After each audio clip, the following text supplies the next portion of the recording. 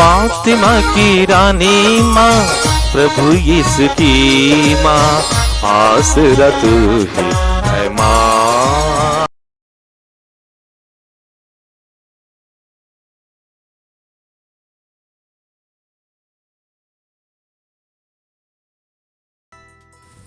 पहला पाठ प्रकाशना ग्रंथ अध्याय 11 पद संख्याएं 4 से 12 तक। मुझ योहन से यह कहा गया, ये मेरे 2 साक्षी हैं। ये वे जैतून के 2 पेड़ और दीपाधार हैं, जो पृथ्वी के प्रभु के सामने खड़े हैं। यदि कोई इन्हें हानि पहुंचाना चाहे तो इनके मुख से आग निकलती है और वह इनके शत्रुओं को नष्ट कर देती है। जो इन्हें हानि पहुंचाना चाहेगा उसे उसी प्रकार मर जाना होगा। इन्हें आकाश का द्वार बंद करने का अधिकार है। इनके भविष्यवाणी के समय पानी नहीं बरसेगा। इन्हें पानी को रक्त में बदलने का और जब जब चाहे तब तब पृथ्वी पर हर प्रकार की महामारी भेजने का भी अधिकार है। जब ये अपना साक्ष्य दे चुके होंगे तो अगाध गर्त में से ऊपर उठने वाला पशु इनसे युद्ध करेगा और इन्हें परास्त कर इनका वध करेगा। इनकी लाशें उस महानगर के चौक में पड़ी रहेगी, जो लाछनिक भाषा में सोदोम या मिस्र कहलाता है, और जहां इनके प्रभु को क्रूस पर आरोपित किया गया था। 3.5 दिनों तक हर जाति, वंश, भाषा और राष्ट्र के लोग इनकी लाशें देखने आएंगे और इन्हें कब्र में रखने की अनुमति नहीं देंगे। पृथ्वी के निवासी इनके कारण उल्लसित होकर आनंद मनाएंगे और एक दूसरे को उपहार देंगे, क्योंकि ये 2 नबी पृथ्वी के निवासियों को सताया करते थे। किंतु 3.5 दिनों बाद ईश्वर की ओर से इन दोनों में प्राण आए और ये उठ खड़े हो गए। तब सब देखने वालों पर आतंक छा गया। स्वर्ग से एक वाणी इनसे यह कहती हुई सुनाई पड़ी, यहाँ ऊपर आओ। और ये अपने शत्रुओं के देखते देखते बादल में स्वर्ग चले गए। प्रभु की वाणी। ईश्वर को धन्यवाद। भजन अनुवाक्य। प्रभु मेरी चट्टान धन्य है। प्रभु मेरी चट्टान धन्य है। प्रभु मेरी चट्टान धन्य है। वह मेरे हाथों को युद्ध का और मेरी उंगलियों को समर का प्रशिक्षण देता है। अनुवाक्य। प्रभु मेरी चट्टान धन्य है। प्रभु मेरी चट्टान धन्य है। वह मुझे प्यार करता और सुरक्षित रखता है। वह मेरा गढ़ है, मेरा मुक्तिदाता, मेरी ढाल और मेरा शरण स्थान। वह अन्य राष्ट्रों को मेरे अधीन करता है। अनुवाक्य। प्रभु मेरी चट्टान धन्य है। प्रभु मेरी चट्टान धन्य है। हे प्रभु, मैं तेरे लिए एक नया गीत गाऊंगा। मैं बीना बजाते हुए तेरी स्तुति करूंगा। तू राजाओं को विजय दिलाता और अपने दास दाऊद की रक्षा करता है। अनुवाक्य। प्रभु मेरी चट्टान धन्य है। प्रभु मेरी चट्टान धन्य है। जय घोष। हालेलुया। हमारे मुक्तिदाता और मसीह ने मृत्यु का विनाश किया और अपने सुसमाचार द्वारा अमर जीवन को आलोकित किया। हालेलुया। प्रभु आप लोगों के साथ हो और आपकी आत्मा के साथ। संत लूकस के अनुसार प्रभु यीशु ख्रिस्त का पवित्र सुसमाचार। हे प्रभु तेरी महिमा हो। अध्याय 20 पद संख्याएं 27 से 40। सदूकी यीशु के पास आए। उनकी धारणा है कि मृतकों का पुनरुत्थान नहीं होता। उन्होंने यीशु के सामने यह प्रश्न रखा, गुरुवर, मूसा ने हमारे लिए यह नियम बनाया है, यदि किसी का भाई अपनी पत्नी के रहते निःसंतान मर जाए तो वह अपने भाई की विधवा को ब्याह कर अपने भाई के लिए संतान उत्पन्न करे। 7 भाई थे। पहले ने विवाह किया और वह निःसंतान मर गया। दूसरा और तीसरा आदि 7 भाई विधवा को ब्याह कर निःसंतान मर गए। अंत में वह स्त्री भी मर गई। अब पुनरुत्थान में वह किसकी पत्नी होगी? वह तो 7 की पत्नी रह चुकी है।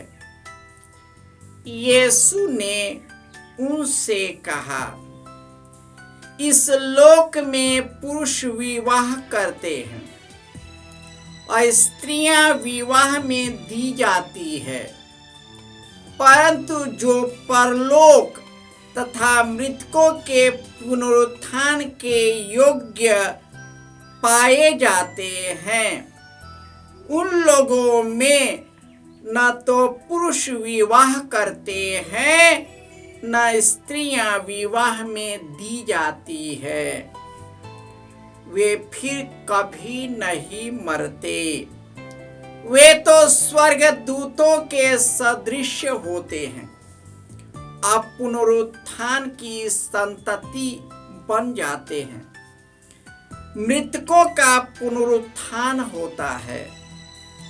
मूसा ने भी झाड़ी की कथा में इसका संकेत किया है, जहां वह प्रभु को इब्राहिम का ईश्वर, इसहाक का ईश्वर और याकूब का ईश्वर कहते हैं। वह मृतकों का नहीं, जीवितों का ईश्वर है, क्योंकि उसके लिए सभी जीवित है। इस पर कुछ शास्त्रियों ने उससे कहा, गुरुवर, आपने ठीक ही कहा। इसके बाद उन्हें यीशु से और कोई प्रश्न पूछने का साहस नहीं हुआ। यह प्रभु का सुसमाचार है। हे क्रिस्त तेरी स्तुति हो। क्रिस्त में प्यारे भाइयों और बहनों, एफेसियों के अध्याय 1 पद संख्या 4 में पढ़ते हैं कि ईश्वर ने संसार की सृष्टि से पहले प्रभु यीशु में हमें चुन लिया है, ताकि हम सब पवित्र बने, निष्कलंक बने और सेवा कार्य करने के बाद इस दुनिया को अलविदा करें, क्योंकि हमारा स्वदेश स्वर्ग है। फिलिपियों के अध्याय 3 पद संख्या 20 में कहता है, हमारा स्वदेश स्वर्ग है। हम वहीं से आने वाले मुक्तिदाता यीशु के आगमन की तैयारी करते हैं, जो पुनर्जीवित हुए और अपने पिता के दाहिने विराजमान हैं।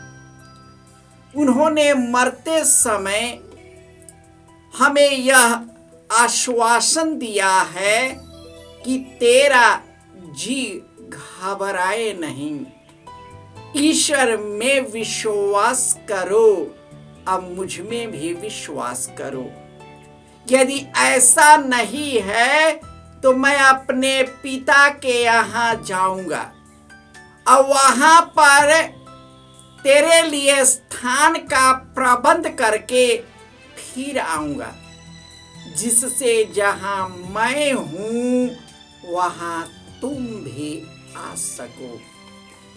और यीशु ने यह भी कहा है, पुनरुत्थान और जीवन मैं हूं। जो मुझ में विश्वास करता है वह मरने पर भी जीवित रहेगा, और जो मुझ में विश्वास करते हुए जीता है वह कभी नहीं मरेगा। आज के पहले पाठ में जैसे सदुकी सोच रहे थे, जैसे सांसारिक लोग सोचते हैं कि पुनरुत्थान नहीं होता, और उन्होंने यह कहा कि मूसा ने नियम बनाया है कि यदि किसी का भाई अपनी पत्नी के रहते निसंतान मर जाए तो वह अपने भाई के विधवा से विवाह कर अपने भाई के लिए संतान उत्पन्न करे। तो 7 भाई थे और 7 ने शादी की, और 7 निसंतान मरे और वो महिला भी मर गए। तो वह महिला किसकी पत्नी होगी? यीशु कहते हैं, इसी संसार में लोग ब्याह रचते हैं और लड़कियों को ब्याह में दी जाती है, परंतु हम लोग मरने के बाद हमारा शरीर रूपांतरित होता है। हम महिमामय शरीर यीशु के अनुरूप बनते हैं, और जो यीशु में मर जाते हैं वे नहीं मरते।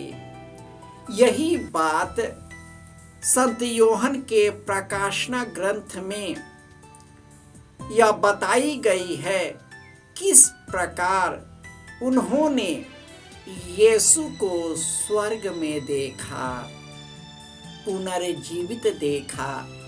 उसने सहर्ष स्वर्ग दूतों को देखा और उन लोगों को देखा जिन्होंने उसमें विश्वास करते हुए अपने प्राणों की आहुति दे दिया। वे सभी यीशु के साथ मंगलमय महिमा गान कर रहे थे, स्तुति गान कर रहे थे। सभी प्रसन्न और खुश थे। यह दुनिया अल्पकालीन है, यह जिंदगी अल्पकालीन है।